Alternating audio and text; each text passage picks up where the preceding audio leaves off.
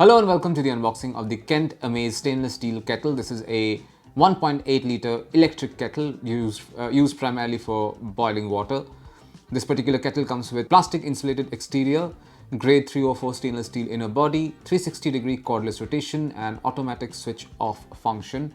Once again, it is a 1.8 liter electric kettle and it runs on 1500 watts of power. And that's more or less all the information here. I will open this box and show you the kettle. There you go, this is what you'll find inside the box. First up, we have an instruction manual for this particular electric kettle. Everything that you want to know, along with operating instructions, cleaning and maintenance, technical specifications, even warranty card can be found in this particular document. And this is the kettle unit in question. This is the heating unit. The heating coil is basically inside over here.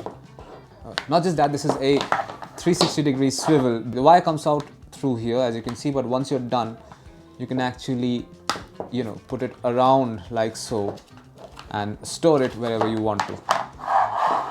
Now let's take a look at the electric kettle. This is the 1.8 liter 1500 watt electric kettle. This particular variant is the aqua variant. The body is made out of insulated plastic, and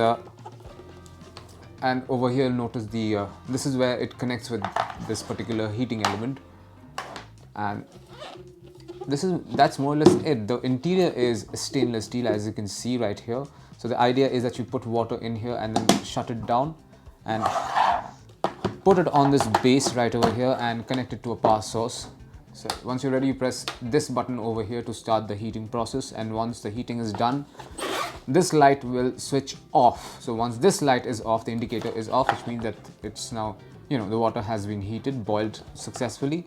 So you just, at which point this switch will also shut down automatically. And this is what you find inside the box containing the Kent Amaze 1.8 liter electric kettle. Thank you for